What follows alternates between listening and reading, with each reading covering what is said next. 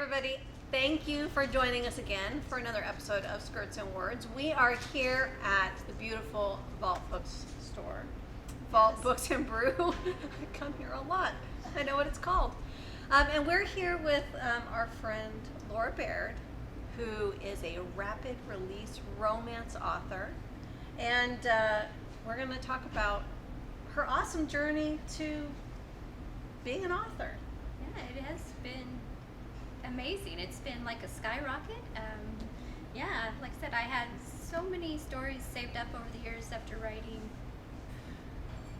20 plus years. And finally got picked up and it just kind of took off. What was your day job? My day job was dental hygiene. I've been doing that for almost 19 years and loving it. Kind of slowed down. I actually took a break last fall, 3 months off, which was really nice. My back really appreciated that. And was able to get a lot of writing in. And I'm back to working for a while, possibly through the spring, but we'll see. I'm not ready to give up hygiene altogether just yet, but I work 3 full days, and even that's starting to, my body says it's time to slow down. When do you write? What's your best writing time? Oh, it varies so much. When I had that time off, I tried to discipline myself. I got up, I did my workout, did my shower, ate, checked my emails, spent like an hour on social media, and then I would just write. I'd be up in the computer 3, 4, 5 hours trying to get up, move around, not sit there. And but now it's just anytime. I have the 4 days off when I'm not working 3 days. I have the 4 days off, and I think I find my most creative time in the afternoon to evening. I've been staying up till midnight, typing, getting the words in, and hubby's right along there with me, just sitting up watching his YouTube videos and sleeping until 8:30. So it's been kind of nice. Yeah. Really nice, But then when I'm working, I'm like up at 4:30 in the morning. It's like. So are you, this is an important question, are you a ergonomic, you have your desk set, everything's together writer? Or are you slumped on the couch or recliner with a pet and or significant other? No pets at the time. So I try to be more ergonomic considering I've been doing hygiene for all this time, and my back muscles have kind of shortened up on the right hand side. So I'm in my chair at my computer desk, typing gloves on. Typing gloves. Typing gloves. You have typing gloves. My hands are so frigid. Oh, okay. And just up there typing, and I keep my typing gloves on. So they're like driving gloves. Yeah. They're fancy. Yeah. Thank you. Yeah, so I try to, every once in a while, I'm on my laptop, but I'm usually sitting at the counter. I don't like to lounge in bed or, stretch out on the couch or anything like that. I'm very focused. A good friend of mine writes these mega long books, and I know that she is watching and is probably like this with her laptop. Yeah. So I always wonder. I see that a lot. Art authors posting, with their little critters curled up or interrupting their time. Yeah. And then I'm a wandering writer, so I prefer a laptop so I can take it. And so I'll write in the kitchen, at the counter, and then just kind of wherever. I haven't made full use of my laptop. I've had it over a year, and it's, maybe got 10 hours logged on it. Not very many. With Skype, I did my first Skype session this weekend. So. Yeah? I am so not technically. I struggle. Yeah. I've been helping my husband launch a website, and it seems like I should know how to do it because I've done web stuff for a long time, but it changes. I still remember try-on sites. Probably nobody knows what that is, Never but that heard the was term. that was like a web hosting program you used in the early 90s. Wow. It's been a while.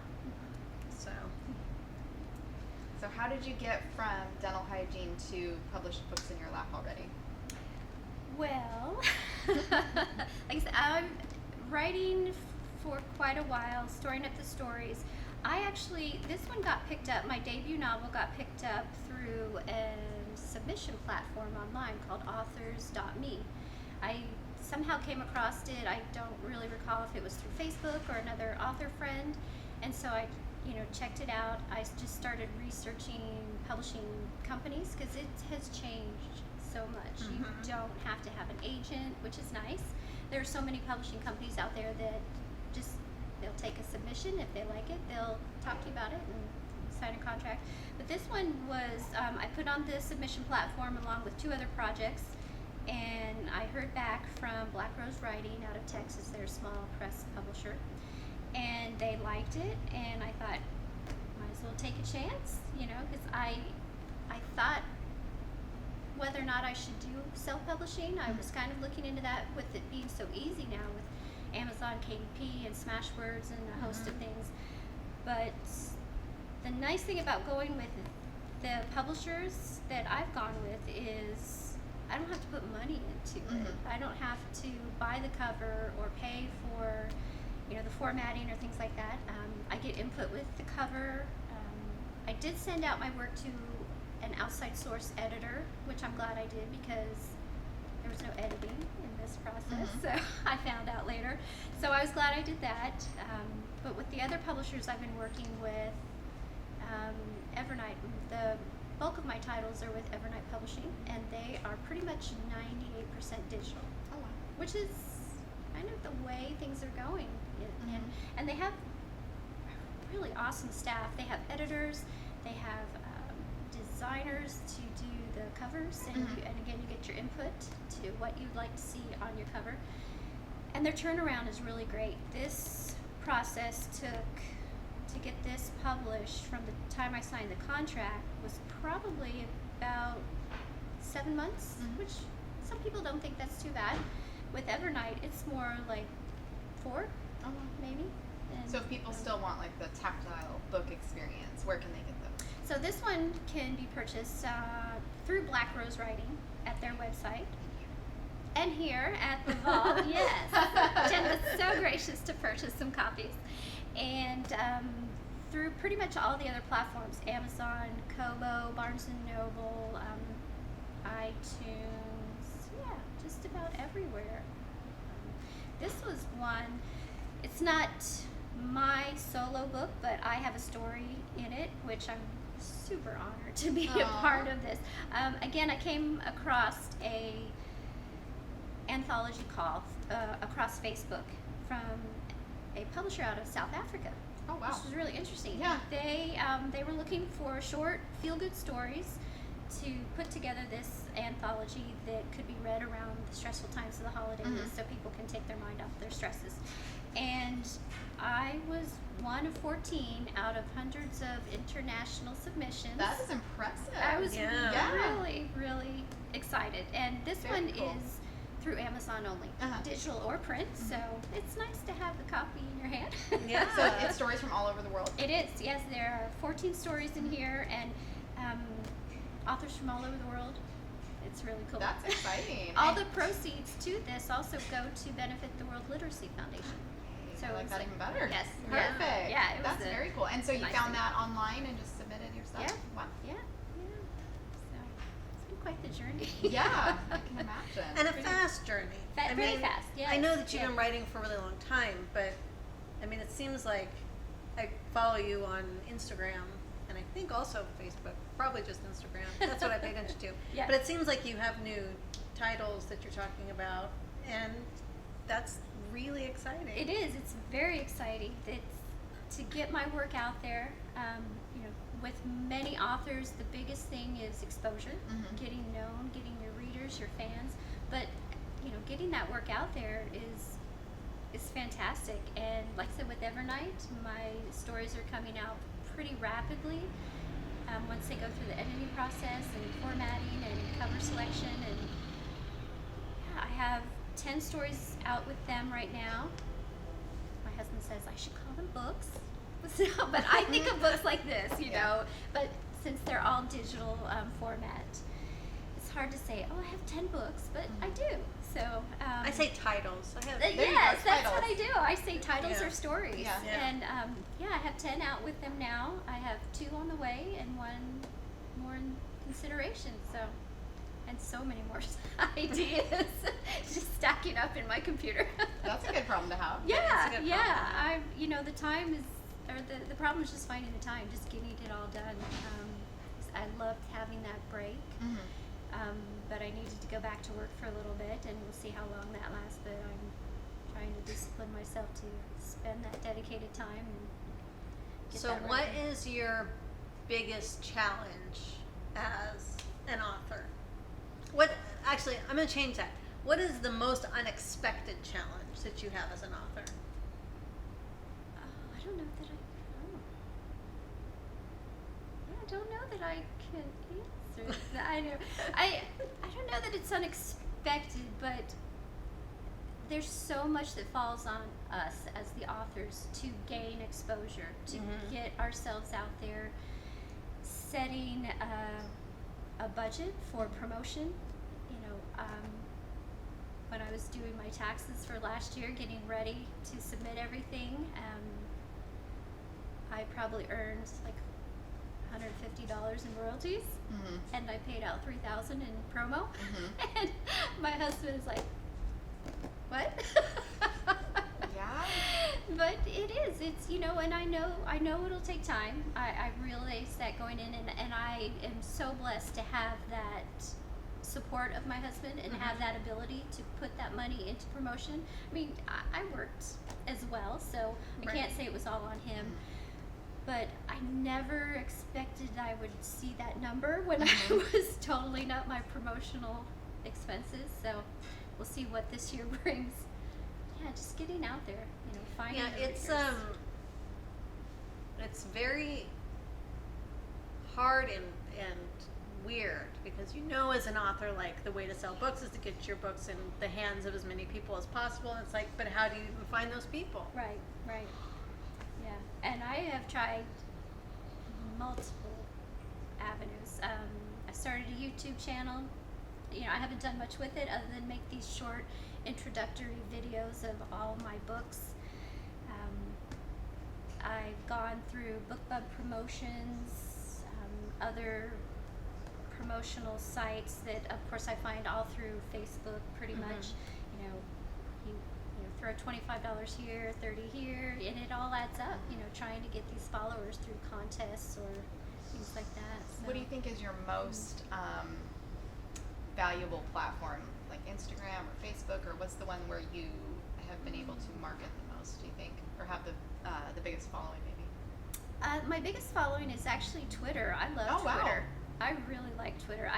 I was a little reluctant. I had been on Facebook for many years just personally, and then when everyone talked to me about, you got to get your author platform going. You have to have a presence out there. This was before I was even published. I thought, how much do you do prior, before you're published? Before you have something to actually show. Right, Yeah. right. It's like, can I really call myself an author because I haven't published anything yet? And The answer is yes. Yes, I was pushed. I was like, yes, you're doing this, so do it. So Right. I started the Facebook author page. I got on Twitter, and I didn't do a whole lot with that. I got on Instagram, and then it just sat empty for a long time because I wasn't really up on Instagram yet. But I do love Instagram.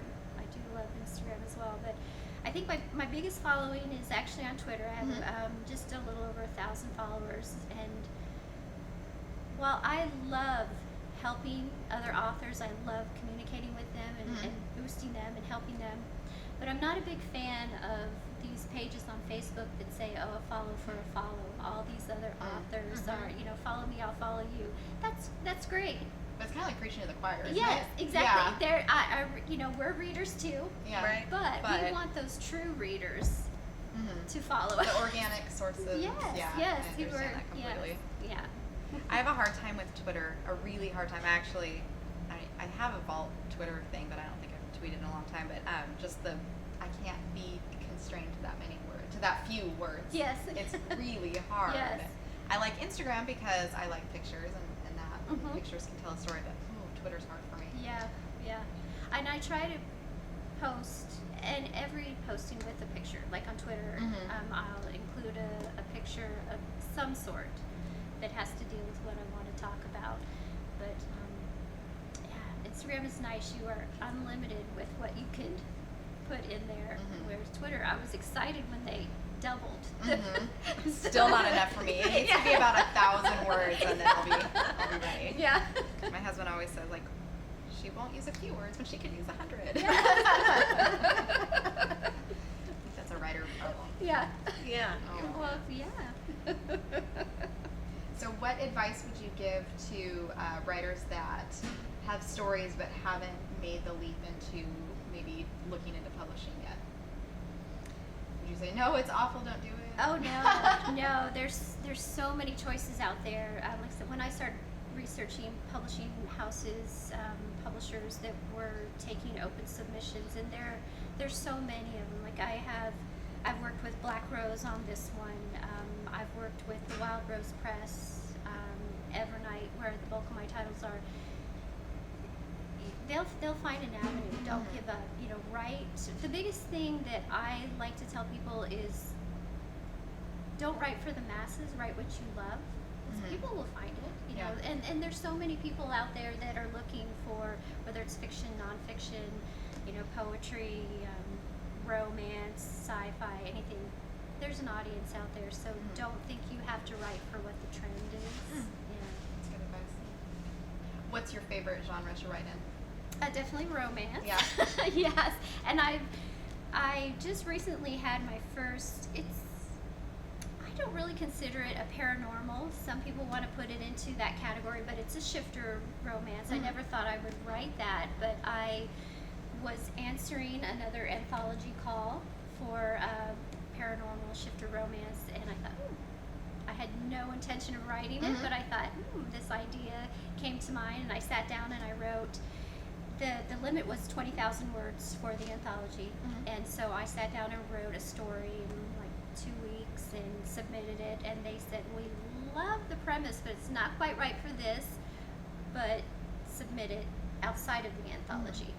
And they had a few tweaks that they wanted to see, so then I tweaked it, and it became 32,000 words, and now it's out into the world. Wow. But romance, anything, mostly contemporary, you know, contemporary issues, straight up love, happily ever after. Yeah.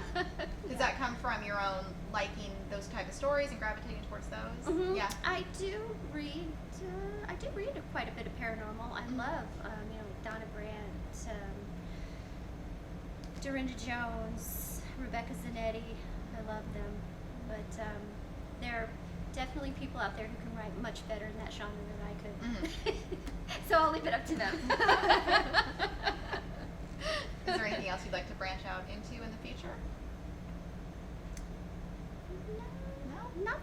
Nothing that's come to mind, you know, outside of the romance genre, you know, because it's such a broad genre. You can really encompass a lot in that, whether you have suspenseful elements or all those different tropes, erotic or this, that, and so there's a lot you can do. Yeah, just under that umbrella. Yeah. No westerns in your future. No westerns. You know, my very first attempt at a long story was more of a small town romance western. It was contemporary, but it was set in Idaho, where I was living at the time. And I might go back. I actually have a series in mind for a small town romance. I actually have 2 stories already written, and the 3 others plotted out. So I don't know if that'll get on my books this year, because I have these 3 other series that I'm trying to expand on, but maybe next year my small town romance series will be coming out. How much do you draw on people that you interact with during the day for characters? A lot. Yeah.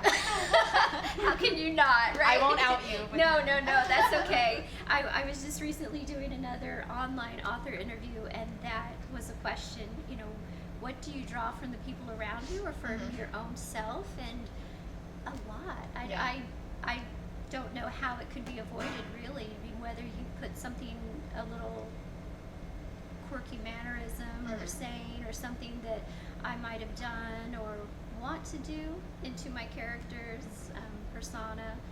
But yeah, my very first romance I attempted to write was loosely based on a patient of mine who was a single guy who fell in love with not a married, but a single woman with children already. And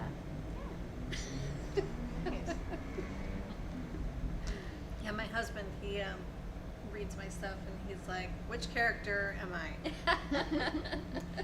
And then something will happen. Yeah. He's like, oh, that's the one. yeah. That's who I am in the story. See, I'd have to write anonymously. This town's way too small. Yeah. A pen name? Do you have a pen? Yeah. Several in mind. There you go. A lot of people have asked me why I chose not to have a pen name, you know, and I really didn't have anything to hide, Yeah. you know, to, Well, I've been writing for years under James Patterson. You may have seen my work. But right on. Yeah, you know, it didn't even occur to me to do that, and I've seen, of course, other authors who've done. I mean, look at Jane Krenz. She's at Amanda Quick, and you know, Jane Castle, and that can get confusing, you know. well, it's annoying because but I don't know. It really irritates me when I go to put them on the shelf because it says like Nora Roberts writing as J.D. Robb. Like, yes. I know, and your picture's on the back. Like, why are you even trying? Right. I mean, maybe initially in the publishing phase, like what J.K. Rowling did with what's her name? I don't remember the other name at all. Oh, I don't know either. Robert. But she tried. Robert Galbraith or something. Yeah. Yeah. I mean, I guess I kind of understand that. Like, if you're already J.K. Rowling and you want to try something new, but I don't know if you're gonna put Amanda Quick as Jane Castle, as Jane Krenz, as Yes. Maggie Shane, as like, I know, I'm Yeah. onto you, Yes. so Yeah. I don't know, that irritates me. Yeah, that's a lot to. Sorry, Jane Krenz. You know, which I love her writing Yeah. as well, but it's like I'm just me. You Yeah. know, it's just me writing. So there And you plus, go. it's your words, and you're proud. Like, you put a lot of work into that, Yes, and you're proud yes, of it, and you want to share that. You want to so. be acknowledged. Yeah, that's mine. Yeah. Yeah. Yeah, I can see that. Yeah. So, you've written a lot. You have more stuff coming out. Yes. Romance is broad. What is your current favorite segment of romance? Like, out of all the options that you have out there, what's your favorite thing to read or write? Well, like I said, contemporary is really. I love romantic comedy. I have one of my series is kind of that. It's my only work so far in first person, which was really fun to write. What's it? It's like I'm living through my character, which was really cool, and it's a romantic comedy. So I really love reading that. Romantic suspense. So Rebecca Zanetti, one of my top favorites. Rachel Grant, Toni Anderson. It's very interesting. Rachel Grant and Toni Anderson were previously scientists, marine biologists, and an archaeologist who became romantic suspenseful writers, and their work is wonderful. I'm like, so yeah, they're really great. How much research do you do when you're writing? I do quite a bit. It really does depend on the book. Like this one, Keyed Up, I played piano when I was younger, so this is about a pianist with the Seattle Symphony. And I was in band. I played had a handful of instruments. I played piano for several years. Sadly, I never kept up with it, but I knew what it was like. But I attended the Seattle Symphony several times. Wonderful experience, wonderful, and just like yes, I could picture my Penelope up there on the stage, you know.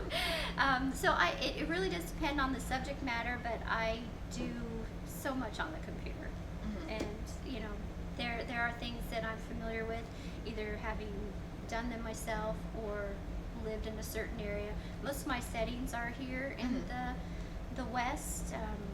Washington, Seattle, Portland, Idaho, because I lived many years in Idaho, but I grew up in Florida, so I have a couple stories, you know, based in the South, and I love research, Yeah. Me too. I love research, and that's a rabbit hole you can really get lost in. It's yeah. You don't have to sell that one though. Yes, Yeah. I know. I've heard her talk about that. Yeah, I have to watch myself because before I know it, I'm following 6 different pages on my computer and I haven't written in 2 hours. Yeah. Although research is so important though, because there's a couple books that I've read that you're reading and it just grinds me to a halt when you're like, that's not how that works at all. Yeah, yes, exactly. And my husband was saying the same thing. I don't want to put something out there, even though it's fiction, that people are gonna say, I don't think that's right. One of my girlfriends who owns the Uncaged Cycles down in Longview, the motorcycle shop, she was talking about May being Women's Riding Month. And I thought, instantly my mind is turning, you know what? I have not seen any writers write about female bike riders or MCs, motorcycle clubs or anything like that. I wonder if I could pull that off. And I bet you could. My husband's like, yeah, you got to get that just right. I said, I know. Okay, maybe in a couple of years, but by then someone else will probably already come out with that. You never know. So yeah, research is very important. Like you said, people are so savvy, they can get on the internet and just a click and find out, oh, is that right or not? Yeah. Absolutely. Well, I did want to say, if I can, brag a little bit. Yes, One do. thing, I woke up to, like I said, staying up past midnight. I woke up about 8:30, and I'm getting ready to do my workout, and I get on my phone. I have a bad habit of just gluing myself to my phone first thing in the morning. But I'm on my phone as I'm walking on the treadmill because it's 25 degrees. It's too cold to walk in this morning. And I'm checking all my emails and everything, and all these people are sending messages, congrats. I'm like, what's going on? And I'm like, oh. So I started reading all my messages, and 2 of my stories with Evernight were nominated in their Reader's Choice Awards. Oh, congratulations. Thank you. And one actually won. that's so exciting. I was shocked first to be nominated because the people had to actually go in and write what they wanted to see as some of the finalists. It's not like they had a choice from, these are our website bestsellers. So people thought of me. Oh, and that's I was awesome. just so That's very excited. cool. So my very first romance with Evernight, called Second Time Love, won Best Reader's Choice for Mainstream Romance. So I was like, kudos. Congratulations. Thank you. It was very exciting. I was just blown away. Aw. It's just little things like that, that are. And then does that spur you on to want to write more? Yes, and more? yes, Good. yes. And when everyone is, oh, you deserve it. This is great. I'm like, oh, thank you. You try to be humble, but you want to explode Right. with pride. Yeah. Very cool. Well, thank you for joining us. Thank that you was so great. much And for again, having me. show this one. You can stop by Vault Books and Brew, and you can pick up this one. Yes. And this one is available on Amazon as well. All proceeds to the World Literacy Foundation. Fantastic. Yeah. All right. Anything else? I think that's it. Thank you so much for having me. Yes, thank So you fun. very much. Well, join us next time. We'll have another illuminating guest, and till then, we'll see you.